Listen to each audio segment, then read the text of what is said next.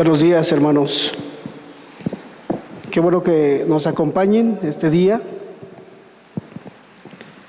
para continuar con el estudio de las Escrituras, del libro de los Hechos, exactamente. Hermanos, si son tan amables de ir abriendo el libro de Lucas, de los Hechos, de Lucas, ¿verdad? Capítulo número 3, hermanos, por favor.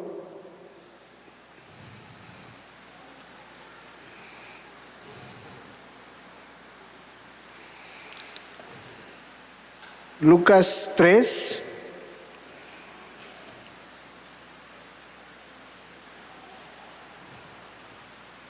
Vamos a leer a partir del verso 1, solo para entender el contexto de las siguientes palabras que siguen.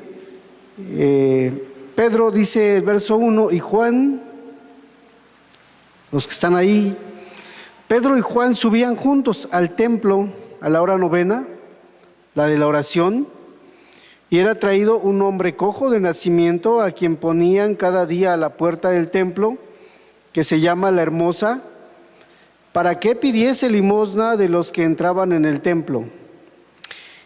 Cuando vio a Pedro y a Juan que iban a entrar en el templo, les rogaba que le diesen limosna. Pedro, con Juan fijando en él los ojos, le dijo: míranos. Entonces él les estuvo atento, esperando recibir de ellos algo. Mas Pedro dijo: no tengo plata ni oro, pero lo que tengo te doy. En el nombre de Jesucristo de Nazaret, levántate y anda. Y tomándole por la mano derecha, le levantó, y al momento se le afirmaron los pies y tobillos.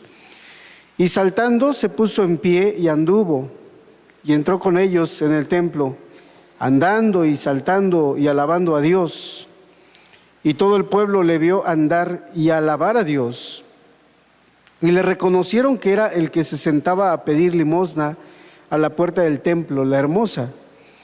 Y se llenaron de asombro y espanto por lo que había sucedido. Y teniendo asidos a Pedro y a Juan, el cojo que había sido sanado, todo el pueblo, atónito, concurrió a ellos al pórtico que se llama de Salomón. Viendo esto, Pedro respondió al pueblo: varones israelitas, ¿por qué os maravilláis de esto? ¿O por qué ponéis los ojos en nosotros como si por nuestro poder o piedad hubiésemos hecho andar a este? El Dios de Abraham, de Isaac y de Jacob, el Dios de nuestros padres, ha glorificado a su Hijo Jesús, a quien vosotros entregasteis y negasteis delante de Pilato, cuando éste había resuelto ponerle en libertad. Mas vosotros negasteis al santo y al justo, y pedisteis que se os diese un homicida, y matasteis al autor de la vida, a quien Dios ha resucitado de los muertos, de lo cual nosotros somos testigos. Y por la fe en su nombre, a que vosotros veis y conocéis, le ha confirmado su nombre, y la fe que es por él ha dado a completa sanidad en presencia de todos vosotros. Hasta ahí vamos a leer, hermanos. Quisiera que hiciéramos una oración, hermanos, ahí en nuestro lugar. Si me acompañan, Padre Santo y bueno, queremos hoy pedirte que hoy vengas a hablar a nuestro corazón. Queremos pedir que continúes, Señor, esa obra que iniciaste, Señor, que tu Espíritu Santo siga mostrándonos el Evangelio, estas verdades, Señor, que creo para muchos están ocultas, Señor. Que puedas todos abrirnos los ojos para que podamos ver a Cristo, para que podamos ver al Salvador, para que podamos creer al nombre de Jesucristo, tu Hijo, a quien has enviado. Padre Santo, ven y confirma tu nombre, Señor, a cada uno de los que oyen. Te lo pedimos, Padre, te lo rogamos en el nombre de Jesús, tu Hijo amado. Amén. La semana anterior compartía nuestro hermano este evento, hablando del hombre lisiado, paralítico.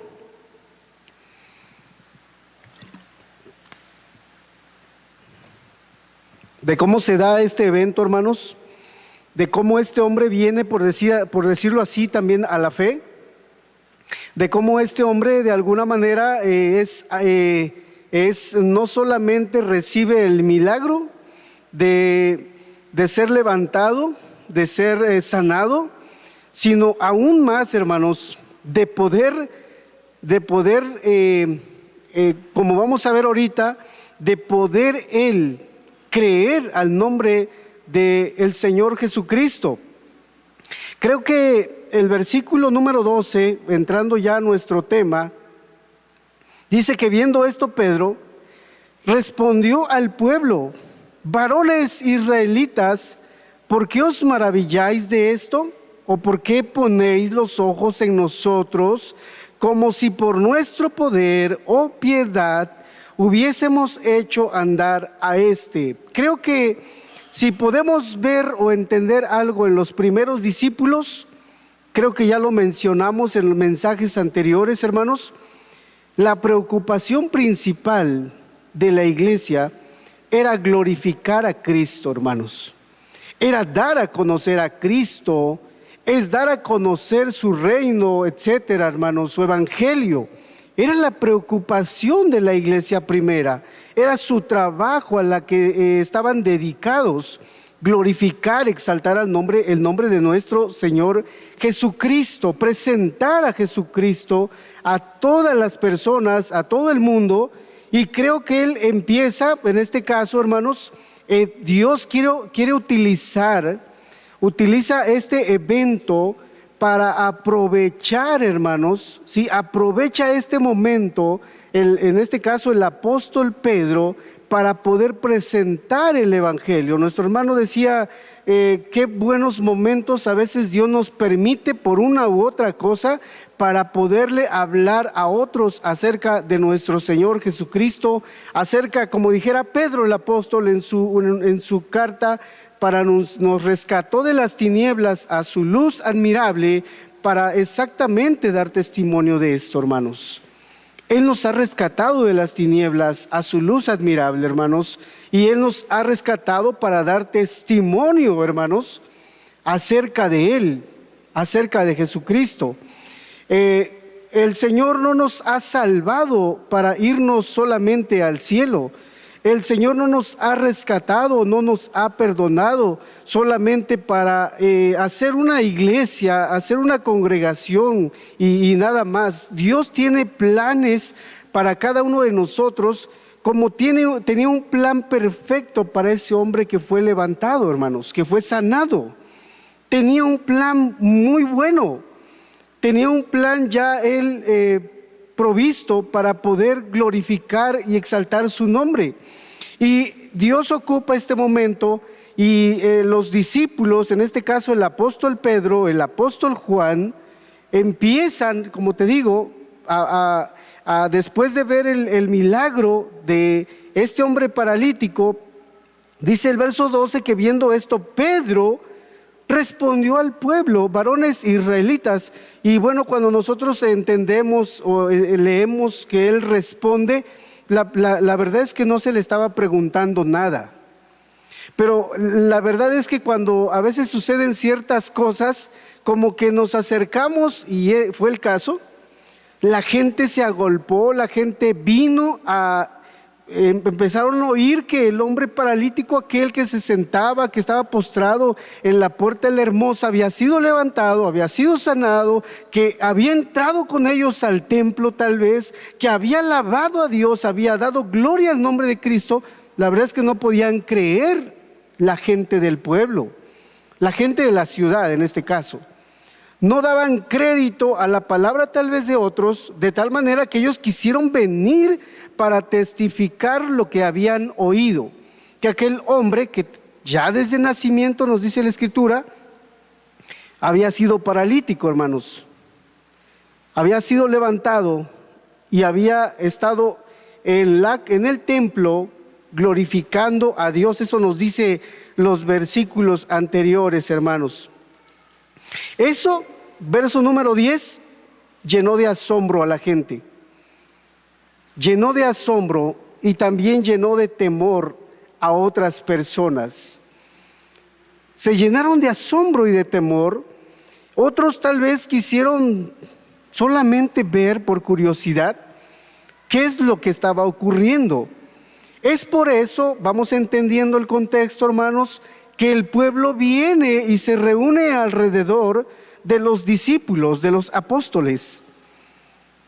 El apóstol Pedro aprovecha el momento, ya viendo las interrogantes tal vez en el rostro de cada uno de aquellos que estaban presentes, de cómo sucedió, de cómo fue, cómo le hicieron, etcétera.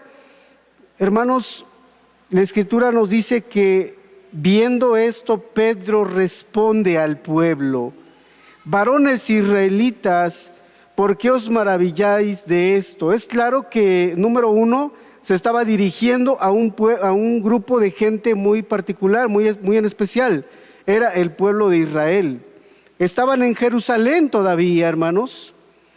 Estaban congregados en Jerusalén y estaban congregados en el templo. Estaban reunidos en el templo. Al parecer, esto sucedió tal vez minutos o tal vez 1 hora, 2 horas después de que haya sucedido este gran milagro.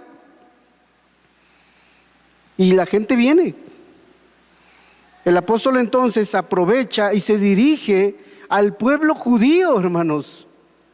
Esto también sorprende muchísimo, porque cuando nosotros estudiamos el primer sermón del apóstol Pedro, se dirige al pueblo judío. Y en este momento se vuelve a dirigir al pueblo judío. En el primero habían muchas personas de diferentes lugares. En este caso creo que es lo mismo, pero en especial se dirige a aquellos israelitas que estaban ahí presentes. Y les dice: varones israelitas, ¿por qué os maravilláis de esto? ¿Por qué os maravilláis de esto? Y es una buena pregunta que les está diciendo el apóstol, ya que, hermanos, cuando nosotros leemos el versículo número 6, el milagro que había sucedido, que se había llevado a cabo, pues no era el primero que se realizaba, hermanos. Una por la mano de los apóstoles, sino por Jesucristo mismo, hermanos. Jesucristo, el Señor, había ya hecho varios milagros. Y en este caso, cuando el apóstol Pedro y Juan hablan a este hombre, le dicen en el verso 6: no tengo plata ni oro, pero lo que tengo te doy. En el nombre de Jesucristo de Nazaret. Ellos vienen en el nombre de alguien, dice la Escritura. Y este milagro es efectuado en el nombre de alguien. Alguien es quien hizo este milagro. La gente estaba sorprendida, porque quiero decirte que hoy, dijera nuestro hermano la semana anterior, cuando alguien dice que en el nombre de Dios hace milagros, de verdad que a veces la gente se sorprende. Si tú me dices, eso pasó hace más de 2000 años, hermanos, en este tiempo en el que tú y yo vivimos, en la actualidad,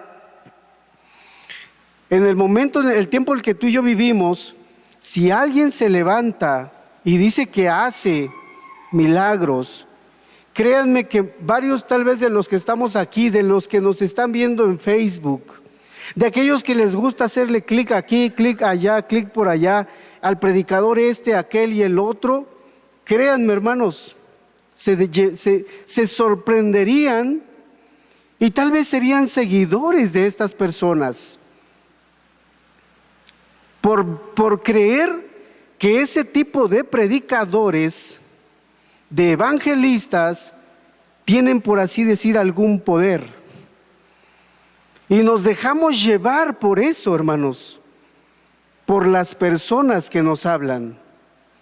por las personas que están de alguna manera llevándonos a como entender algo o a querer enseñarnos algo. Tú y yo tal vez seríamos de aquellos que correríamos detrás de estas personas cuando no somos bíblicos, hermanos. Cuando nuestra fe no está exactamente fundada en nuestro Señor Jesucristo.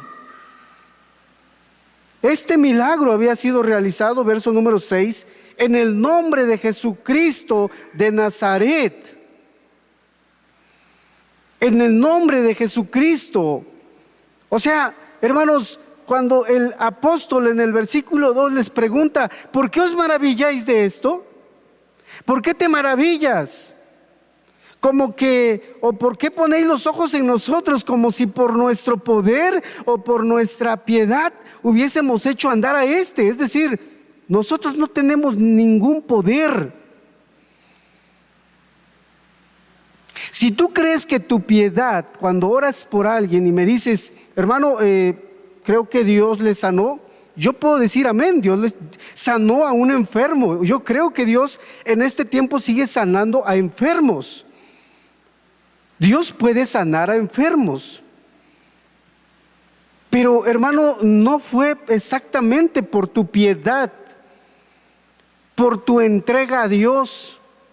No es exactamente porque tú tienes un poder en especial, un carisma en especial, como si tú tuvieses un don, como si fuera tuyo, de tu propiedad.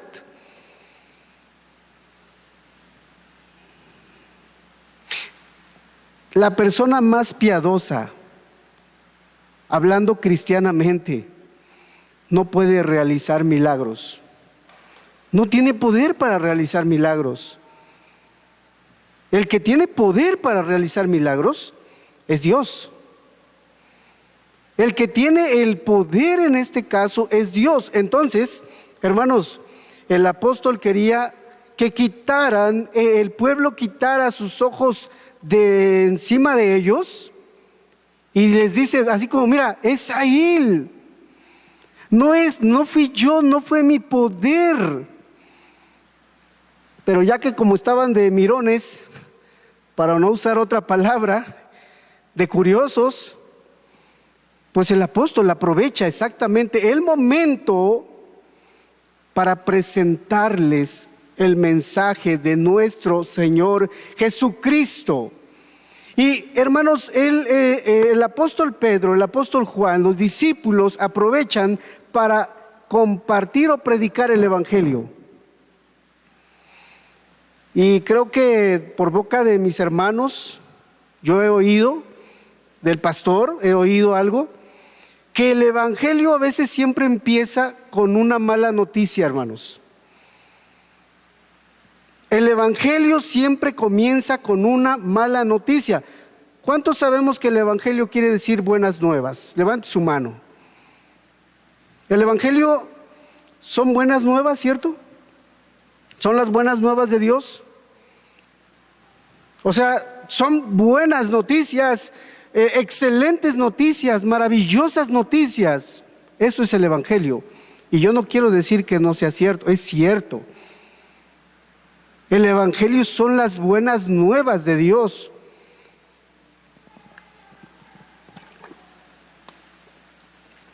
Pero en este caso, el evangelio también tiene las buenas nuevas, las buenas noticias.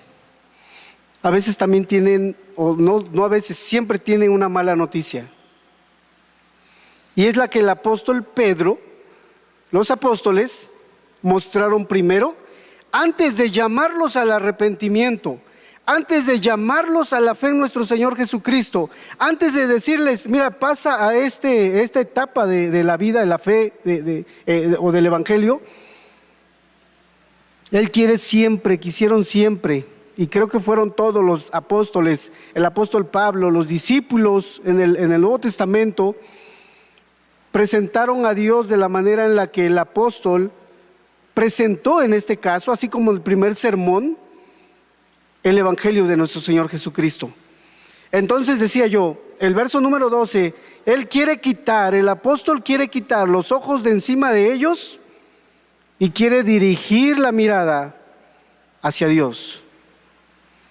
Quiere dirigir la mirada hacia Dios. Entonces les está diciendo, ¿por qué ponéis los ojos en nosotros? Y aquí, hermanos, qué importante es, ¿verdad? Lo que está diciendo el apóstol a los israelitas y a todos los que estaban oyendo. Porque créanme que si él no hubiera hecho esto, o sea, de decir que es Cristo, al rato se hubieran vendido imágenes del apóstol Pedro, del apóstol Juan, de los discípulos en ese tiempo. Es decir, en su momento quiso aclarar esto. Hoy la gente que porque dicen que hizo X milagro acá, hizo milagros allá, colgaron las sandalias de Juan Diego y ahora hay que canonizar las sandalias porque hicieron un milagro, hermanos. La gente cuando no está fundamentada en la palabra pueden canonizar hasta un animal, lo que sea. Pero en este caso, el apóstol Pedro, los discípulos, querían redirigir la mirada, les decía, toda la atención no la merecían ellos, sino el Señor Jesucristo, hermanos. El milagro lo había hecho alguien, no ellos, no su piedad. No su piedad.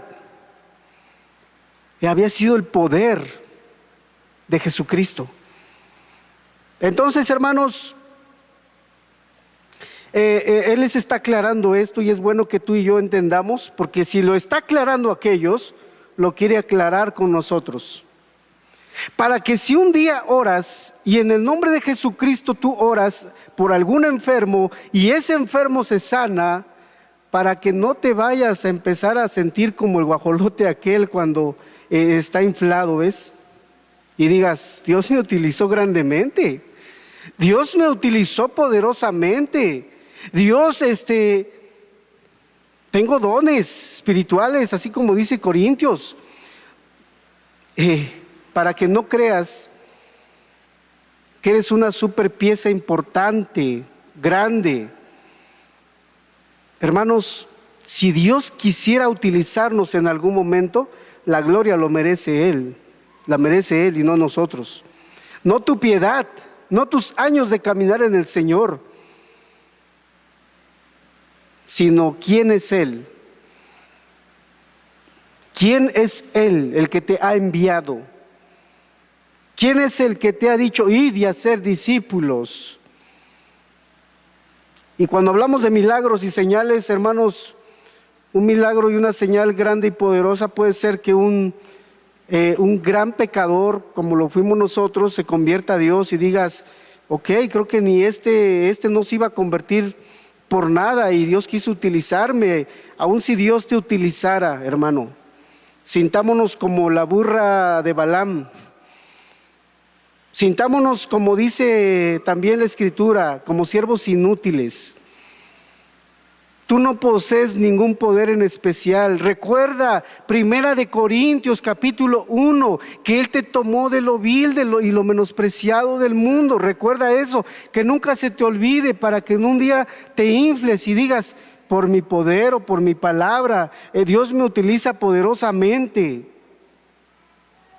Dios también utilizó poderosamente a un animal de carga en el Antiguo Testamento. Y ese animalito nunca se infló, hermanos. Nunca se envaneció. Entonces, siervos inútiles somos. Verso 13, el Dios de Abraham, de Isaac y de Jacob, el Dios de nuestros padres. Pedro no quiere que decía yo, que quitemos los ojos quería que quitáramos los ojos de la persona de Pedro, de Juan, y la redirigiéramos a Jesucristo, vuelvo a repetir. Y él hace mención a aquel Dios del Antiguo Testamento, el Dios de Abraham, O sea, ya les estaba diciendo mucho, hermanos. Cuando el apóstol Pedro les empieza a decir a los israelitas el Dios de Abraham, el Dios de Isaac o el Dios de Jacob, tal vez para varios de los que estamos aquí y no hemos leído nunca las Escrituras, no hemos leído el Antiguo Testamento, el libro de Génesis, el libro de Éxodo, Levítico, Deuteronomio, hermanos, Números, perdón, Deuteronomio, tal vez se nos sea para nosotros desconocido el nombre de Abraham. Tal vez sea desconocido para nosotros el nombre de Isaac o el Dios de Jacob, el nombre. Pero cuando nosotros leemos quiénes fueron primero esas personas, a quiénes sirvieron, a quiénes siguieron, si ese pueblo, hermanos, estaba ahí, de alguna manera lo debían a esos hombres, a Abraham. Por la fe Abraham, dice la Escritura. Por su fe, hermanos, dejó su tierra y su parentela. Porque creyó a las palabras cuando Dios le dijo, deja tu tierra y tu parentela y haré de ti una nación grande. Como las estrellas del cielo, como la arena que está a la orilla del mar. ¿Y sabes qué? Él creyó esas palabras. Un hombre adulto, un hombre ya, por así decirlo, con todo respeto, de la tercera edad. Dios quiso glorificarse en ese hombre por su fe. Dios quiso glorificarse, Dios se glorificó en ese hombre ya anciano. Y de ahí sale su hijo Isaac, hermanos. Sale su hijo Isaac. Y después Jacob, y después las tribus de Israel, los hijos de Jacob, las tribus de Israel, etcétera, hermanos. La nación de Israel es levantada de esos hombres. Ese Dios que sirvió Abraham, que sirvió Isaac, por si estaban un poco distraídos, entonces estas palabras, créeme, les habían despertado. No les estaba hablando del dios Moloc, no les estaba hablando Pedro de Diana de los Efesios, no les estaba hablando de otro dios desconocido, les estaba hablando de alguien específico, de Dios, del Dios de Abraham, del Dios de Isaac, del Dios de Jacob. Dice aquí el Dios de nuestros padres. Ya va diciendo mucho, hermanos, decía yo. El Dios de nuestros padres, el Dios de tu padre, de ese Dios te estoy hablando. ¿Ok? ¿Hasta ahí vamos bien, hermanos? Sigue diciendo, hermanos, ha glorificado a su Hijo Jesús. Ha glorificado a su Hijo Jesús. Y si no es mucho pedir, quisiera citarte la Nueva Traducción Viviente.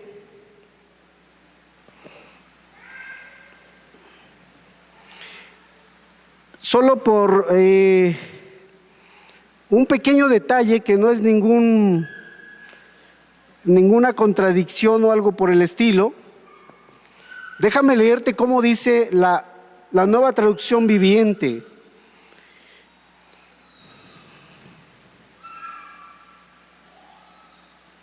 Verso 13, dice la Nueva Traducción Viviente, pues es el Dios de Abraham, de Isaac y Jacob, el Dios de todos nuestros antepasados, quien dio gloria a su siervo Jesús al hacer este milagro. Es el mismo Jesús a quien ustedes rechazaron y entregaron, etcétera, Pilato, hermanos.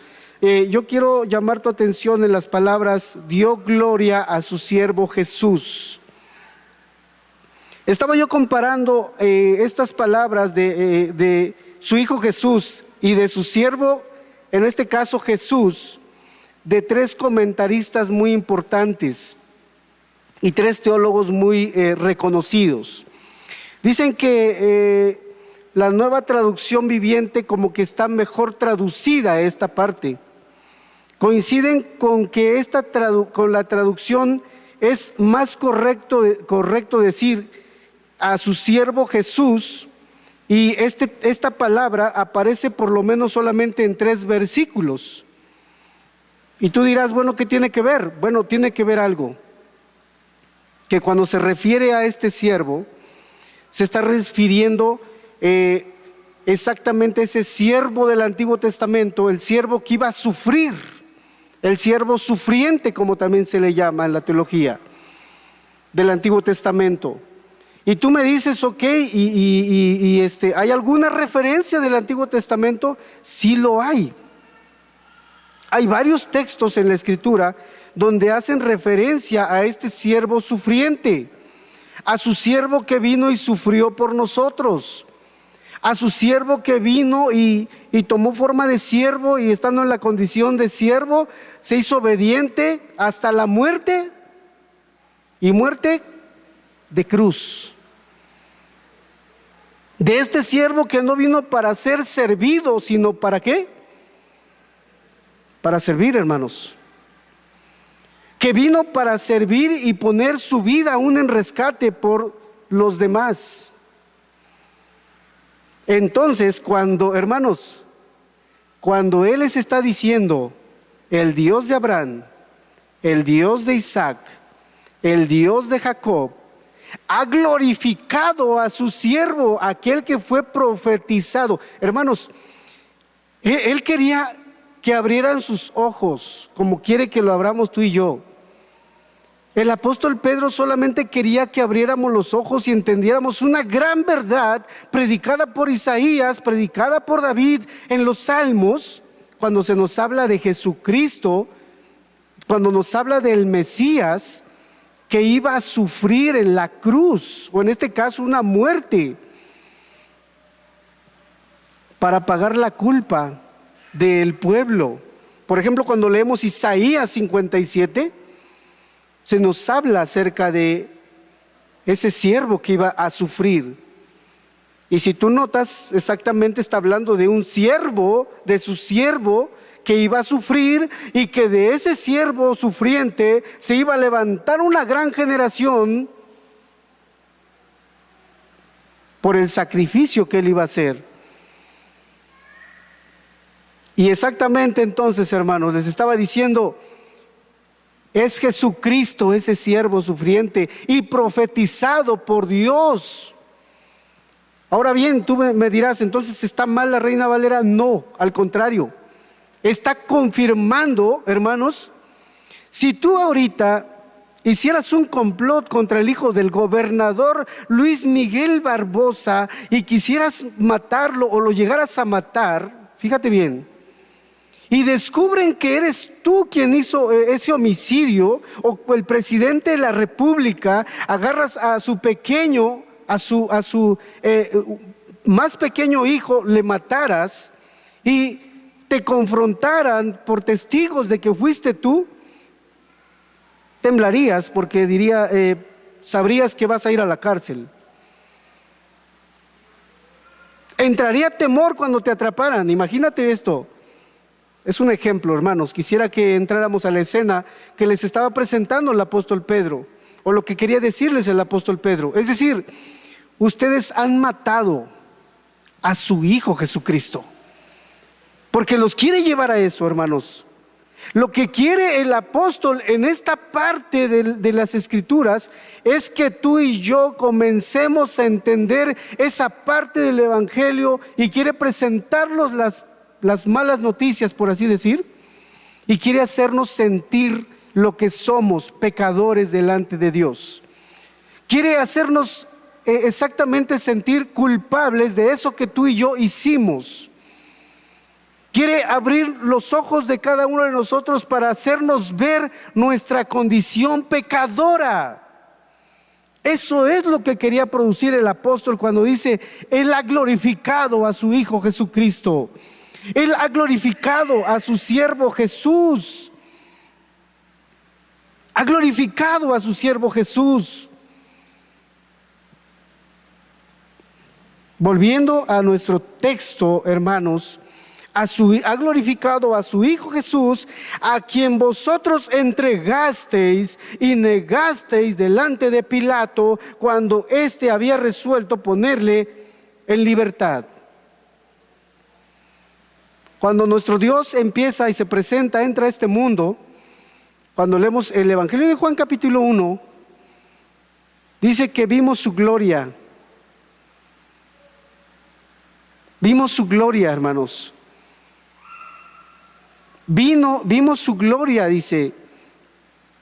Vino a los suyos y los suyos no le reconocieron, hermanos. Los suyos le rechazaron. Los suyos le negaron. Hermanos, qué tremenda acusación lo que está haciéndoles el apóstol Pedro a los judíos. Los está acusando directamente. Hermanos, el pecado se tiene que declarar directamente. Si en alguna vez te sientes confrontado y crees que el predicador hoy hizo el mensaje exclusivamente para ti, estás bien equivocado. El Evangelio no se trata nada más de predicarte a ti, sino de predicar a los más que se puedan, a los que quieran oír la palabra. Y la palabra siempre va a confrontarnos primeramente. El Evangelio va a iniciar, Dios va a iniciar presentándonos el Evangelio y ya confrontándonos con el pecado que estamos a veces practicando o que hemos practicado. El Evangelio comienza entonces, ¿sí?, confrontando el pecado de las personas, y en este caso Él les está diciendo: ha glorificado a su Hijo Jesús, a quienes vosotros entregasteis y negasteis delante de Pilato cuando éste había resuelto ponerle en libertad. Hermanos, Pilato había descubierto algo. Este pueblo ha entregado a este hombre justo por envidia, número uno. No encuentro culpa.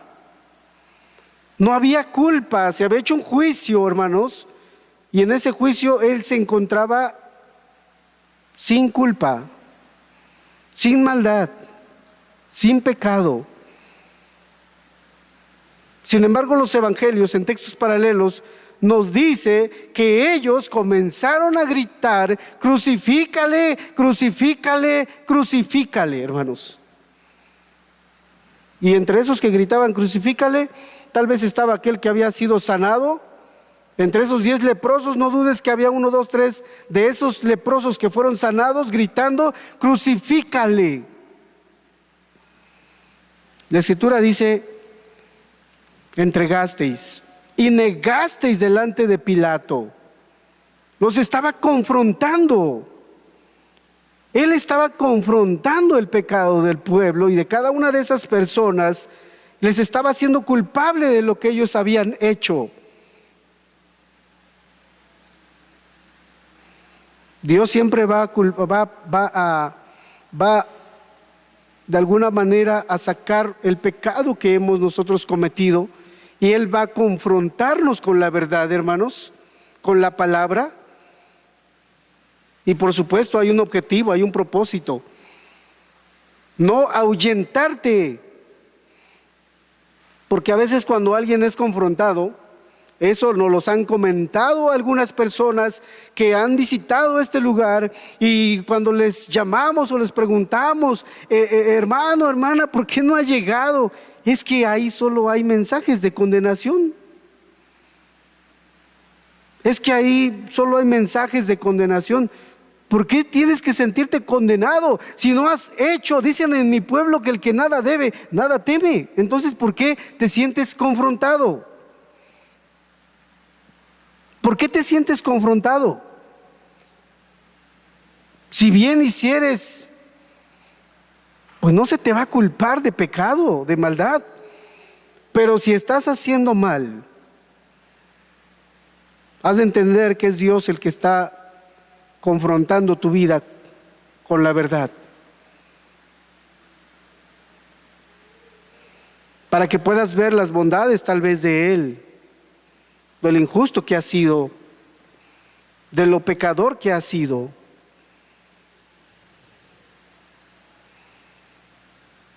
Dios quiere confrontarnos. Y este pueblo dice negó, rotundamente negó y entregó. Cuando había resuelto ponerle en libertad, ellos negaron, hermanos. Este pueblo negó a gritos, ellos gritaban. Mas vosotros, versículo 14, negasteis al santo, al justo.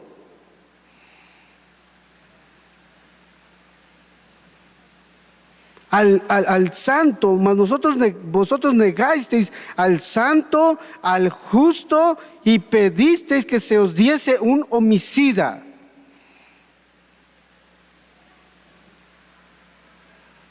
Fue una tremenda acusación, hermanos. Esta predicación, este segundo sermón que vemos del apóstol, es muy similar al primer sermón. Es muy similar. Quería hacerle ver la maldad del pueblo, de la persona que estaba oyendo. Qué bueno que has venido, qué bueno que viniste, qué bueno que quieres oír. Número uno, yo no fui el que sanó a ese hombre. Lo que sí te digo es que Jesucristo fue el que hizo ese milagro. Es, en otras palabras, lo que estaba diciendo, o en esas palabras, les estaba presentando el evangelio el apóstol Pedro y Juan y los demás que estaban ahí. No fuimos nosotros, no es nuestro poder, no es nuestra piedad, es Jesucristo, su siervo, aquel que sufrió en la cruz, aquel que fue profetizado en el libro de Isaías, aquel que fue profetizado en el libro de los Salmos, aquel de quien Moisés habló, aquel de quien los profetas hablaron. Hermanos, ese era el mensaje que estaba presentando los apóstoles en este momento. Mas vosotros negasteis al santo. Y mira cómo presenta el apóstol Pedro a Jesucristo. Número uno, como el Hijo de Dios, o como el siervo de Dios, sino como el santo, el justo, el autor de la vida. Hermanos, de diferentes maneras, de diferentes formas, presentó el apóstol a Jesucristo. Y se refería a Jesucristo, hermanos. Entonces, hermanos, decía yo, nuestro Señor mismo declaró de sí mismo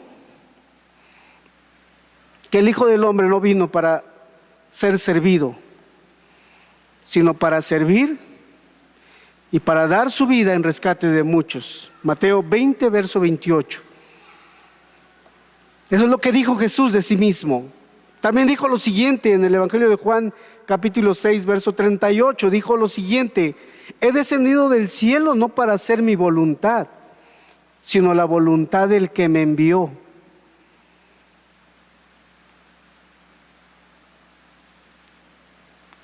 Adelante, Juan 8, verso 28. Nada hago por mí mismo, sino según me enseñó el Padre, así hablo. Y varios textos más, por ejemplo, en el capítulo 13, verso 1 al 7, nos muestra ese ejemplo maravilloso de cómo Él vino para servir, y nos presenta aquel momento en el que Él lava los pies a los discípulos, aquel siervo, aquel que vino a servir, aquel que vino a dar su vida en rescate de muchos, a Jesucristo, el justo, el santo, al que varios de los que estamos aquí tal vez hemos negado una y otra vez, al que le hemos negado cuando nosotros tenemos que pararnos por la verdad, cuando tenemos que pararnos por la misma piedad que profesamos y hacemos lo contrario a la piedad, a la fe que profesamos. Hacemos lo contrario, negando a Dios, negando su palabra, negando su verdad, negando lo que tal vez Él ha hecho en nosotros. Si alguien tiene sueño, calor, puede levantarse con toda libertad, sin ningún problema. No hay ningún problema. Tenemos aguas allá atrás, tiene un pequeño costo, pero tenemos aguas, refréscate, camina aquí si gustas, pero síguenos en el mensaje. Síguenos en el mensaje. Si eres iglesia, hermanos, este es el trabajo que tenemos que hacer tú y yo, de presentar a este Dios, a Jesucristo, su mensaje, su palabra, de esta manera. Yo sé que varios son más elocuentes, pero hermanos, es el trabajo que tenemos tú y yo como iglesia. Y usted que ha vivido apartado de la voluntad de Dios, está negando a Dios a veces, está usted rechazando a Dios. Y a veces Dios tiene que utilizar cualquier medio. Venía platicando con alguien en el transporte. Dios nos permitió viajar en el transporte público y nos permitió poder compartir con alguien nuestra fe, el Evangelio. Y me dijo que le ha ido mal, ha estado en enfermedad grave de cáncer. Y yo le decía que Dios tiene un propósito, dice el libro de Job, que a veces Dios nos postra en cama para atraernos hacia Él. Y dice, alguien más ya me dijo esto mismo que me estás diciendo. Y yo creo ahora más que de verdad Dios me está hablando y quiere algo en mi vida.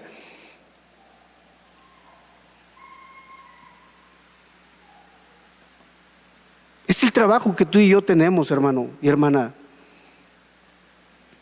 de presentar a Cristo y su Evangelio. Que sin temor alguno nosotros hablemos en el nombre de Jesús. Estos varones, el verso 6 dice, en el nombre de Jesucristo de Nazaret. Y una y otra vez se repite, hermanos, en el nombre de Jesucristo. No es que el nombre de Jesucristo sea algo mágico, sino que tú y yo hemos sido enviados para hablar, para así, por así decir, a representar a Jesucristo, su Evangelio. Y como tales, tenemos que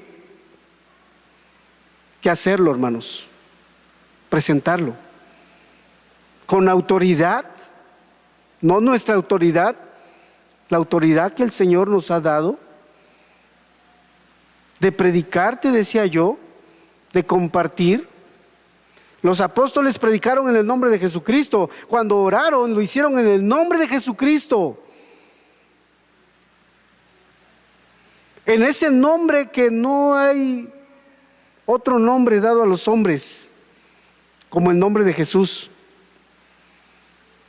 Ante Él dice la Escritura también que toda rodilla ha de doblarse y toda lengua ha de confesar un día que Jesucristo es el Señor. Y si tenemos calor, hermanos, está nuestro hermano poniendo ventiladores. Podemos decirle, hermano, acércalo más para acá, porque yo sé que el calor, hermanos, yo lo entiendo. A veces he estado sentado ahí también y siento el bochorno, el calor, hermanos, y sí necesitamos a veces un poco más de ventilación. Si queremos que le suban a todo lo que da el ventilador, digámosle al hermano. Pero hermanos, ¿sabes lo que implica entonces hablar en el nombre de Jesús? No estás representando al pastor César López, al hermano Julio, no estás representando a un hombre terrenal. Si ahorita se presentara alguien y viniera en el nombre del gobernador o en el nombre del presidente de la República de México, alguien importante y viene para dar un mensaje importante a nosotros, creo que le prestaríamos mucha atención, mucho respeto también, por ser una autoridad, Hermanos, somos representantes del autor de la vida. Tú y yo somos representantes, somos embajadores del Dios de los cielos. Del Dios de los cielos.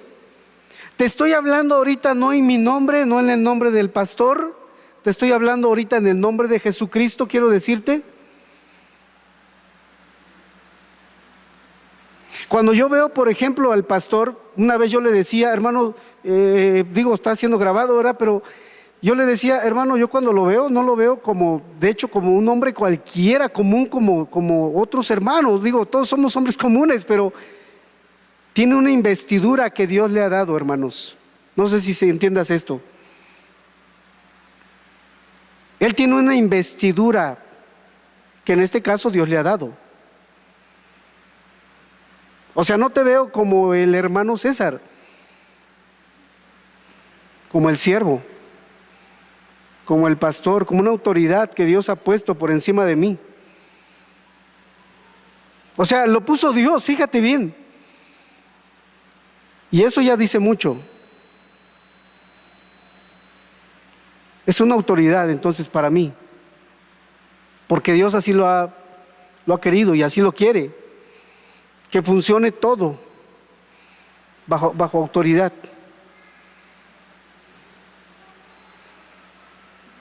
Dios lo ha puesto. Tú, hermano y hermana, Dios te ha enviado para predicar su palabra. Nos ha mandado, nos ha hecho la encomienda, ir y hacer discípulos, bautizándolos en el nombre ¿de quién? De Jesús, del Padre, del Hijo y del Espíritu Santo. O sea, no en el nombre de la iglesia X, no en el nombre del pastor Y, del profeta fulano de tal, en el nombre de Jesucristo, en el nombre del Padre, del Hijo y del Espíritu Santo. Servimos entonces a un Dios, a una persona, en este caso al Creador del cielo y de la tierra, te decía yo. Y cuando dice el texto, hermanos, ha glorificado a su Hijo Jesús o a su siervo Jesús, está diciendo mucho. Porque la palabra Jesús quiere decir Salvador. Salvador quiere decir. No hay otra persona en este mundo que pueda salvar al pecador. No hay otro que pueda librarte de la condenación que tú vas a recibir, que merecemos. No hay otro, solamente Jesús, solamente Jesucristo. No hay otra persona que pueda salvar. Hermanos, cuando José le fue revelado en visión que iban a ser, venía un hijo, y ese hijo era obra del Espíritu Santo, le dio una instrucción muy específica: y llamará su nombre Jesús, porque él salvará a su pueblo de sus pecados. Entonces, hermanos, no estamos representando aquí a una persona humana terrenal. Estamos representando a Jesús, el Salvador del mundo. Eso nos debe de llevar hasta a temblar.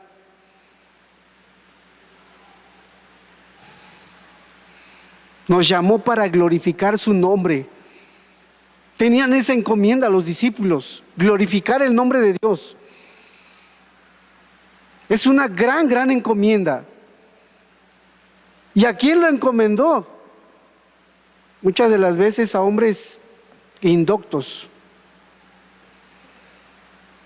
No quiso ir a tomar de la universidad X o Y con el doctorado, triple doctorado en varias especialidades. Quiso ir a tomar de lo vil y menospreciado, hermanos. Él ha querido tomar de lo vil y lo menospreciado. Continuamos, hermanos, porque el tiempo vuela, los minutos vuelan. Mas vosotros negasteis al santo y al justo y pedisteis que se os diese un homicida. Hermanos, ¿sabes qué locura estaba haciendo el pueblo? ¿Sabes qué locura estaba haciendo? O sea, si ahorita el grupo feminista en ese día hubiera estado presente, Hubieran dicho, no, no, no, que se quede el homicida tal vez. Pues créeme que ese grupo hubiera estado gritando, deja salir a Barrabás, el homicida, el asesino, y mata al justo, al santo, ese dale muerte y que salga el homicida. Hermanos, eso es lo que estaba diciendo el pueblo. Esa gente que a veces grita, que a veces dice que está en contra de la muerte de otras personas, son las mismas personas que si pudieran dieran muerte a muchas personas. Y lo vemos, hermanos. Están las cosas de cabeza de tal manera que hoy se rasgan las vestiduras. La sociedad contemporánea se rasga las vestiduras cuando un animalito es maltratado. Y ya hay penas de cárcel hoy por matar a un perro, a otro animal X.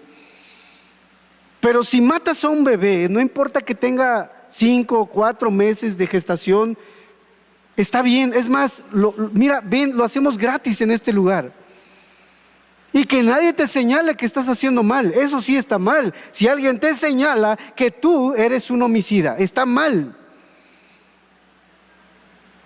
Es gente hipócrita, pues, con una doble moral. Están viviendo una doble moral, o triple, o cuádruple, o son 1000 máscaras, pues. Así está la sociedad de hoy. No sé si nos vayan a bajar esto de Facebook, pero quiero decirte que están ya penalizando nuestros videos. Varios de nuestros videos están siendo penalizados ya.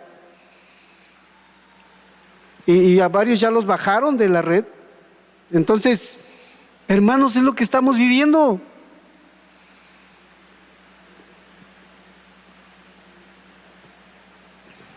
Buscamos lo malo.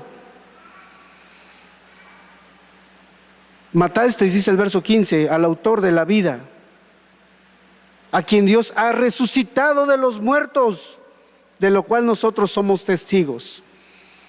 El apóstol Pedro, el apóstol Juan, nos dicen algo muy importante.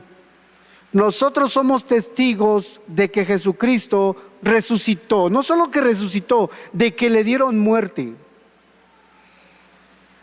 Sabemos quiénes fueron los que le dieron muerte. Y estaba señalando el pecado directamente. Tú fuiste, ustedes fueron los que le dieron muerte al autor de la vida. Amados hermanos, se estaba refiriendo a Jesucristo. Estos judíos, este pueblo judío, hermanos, les estaba diciendo el apóstol, mataron, por así decir, a Dios. Parece una aparente contradicción. Ustedes le dieron muerte al Hijo de Dios. Le dieron muerte al Hijo de Dios. Yo te decía que pusiéramos esa comparación, ese ejemplo, que tú mates al hijo de una persona de renombre en esta tierra, el día que te atrapen, temblarás en gran manera, porque sabes que te viene una gran condenación sobre tu cabeza. Y creo que estos hombres estaban entendiendo la gran condenación que les esperaba por haber matado al autor de la vida. Aquel que dijo, hagamos al hombre a nuestra imagen. Aquel que empezó a poner orden, y dice la Escritura que los cielos y la tierra estaba todo desordenado y vacío, y comenzó a poner orden. Le dieron muerte a esa persona, a Dios. Habían levantado su mano contra Dios, imagínate tú. Yo no sé si creas que es delicado, pero el hecho de que uno de tus hijos te levante la mano es delicado. Levantarle la mano a Dios, contra Dios, es delicado. Querer hacerle daño a Dios es más delicado todavía. Entonces estaban hallando confrontados. Lo que quería producir el apóstol era, decía yo, darles esas malas noticias. Tú eres culpable. Tú eres un pecador. Tú tienes culpa en todo esto. Y para aquellos que se sienten buenos hoy, en este día, en casa, los que nos están viendo, los que están aquí sentados, aquellos que se sienten buenos y dices, yo no hago nada malo. Tú tienes culpa. Tú tienes culpa. Tú también estás entregando al autor y matando al autor de la vida. Tú también tienes culpa de todo esto. Matasteis al autor de la vida, a quien ha resucitado de los muertos, de lo cual nosotros somos testigos, y otras 500 personas. Más adelante vamos a corroborar esa palabra que te estoy diciendo. Otras 500 personas vieron a Cristo resucitado. Verso 16, vamos a terminar ahí, dice, y por la fe en su nombre, a este que vosotros veis y conocéis, le ha confirmado su nombre. Y por la fe en su nombre, ¿en el nombre de quién, hermanos? De Jesús. En el nombre de Jesús y por la fe en el nombre de Jesús, que vosotros veis y conocéis, porque era conocido. Todos lo veían, todos lo conocían, todos lo pasaban cuando iban al templo. Le ha confirmado su nombre, dice aquí. Y la fe que es por él ha dado a completa sanidad en presencia de todos vosotros. Es decir, no te estoy mintiendo. Tú viste que en el nombre de Jesucristo este hombre fue sanado. Estaba respondiendo, por así decir, a esas caras que decían, ¿quién fue el que lo sanó? O entre ellos se decían por ahí, se murmuraban por ahí, ¿quién hizo ese milagro? Este hombre ha puesto en este caso, y por la fe en su nombre, a que vosotros veis y conocéis, le ha confirmado su nombre.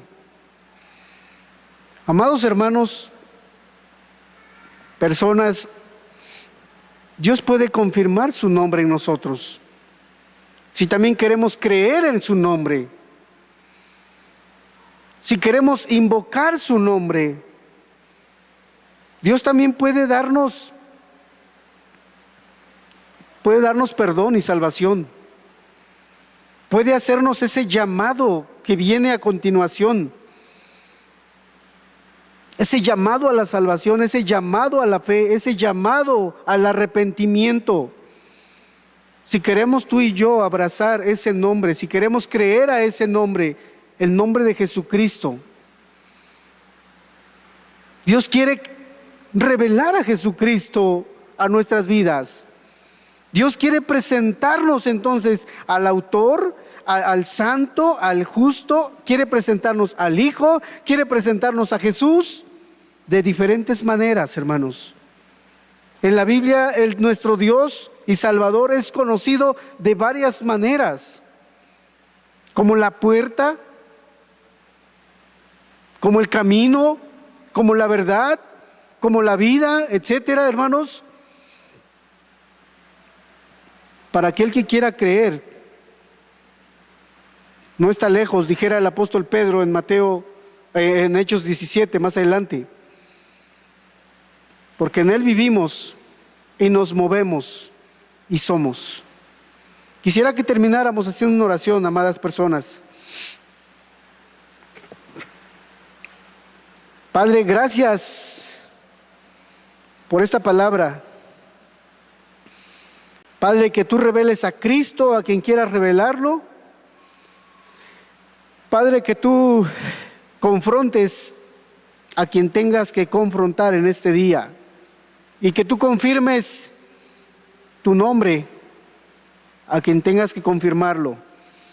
Gracias por este día, gracias por esta palabra, Señor. Síguenos hablando, síguenos instruyendo, ministrando en el nombre de aquel que murió en la cruz por cada uno de los pecadores que hoy hemos sido comprados por Jesucristo.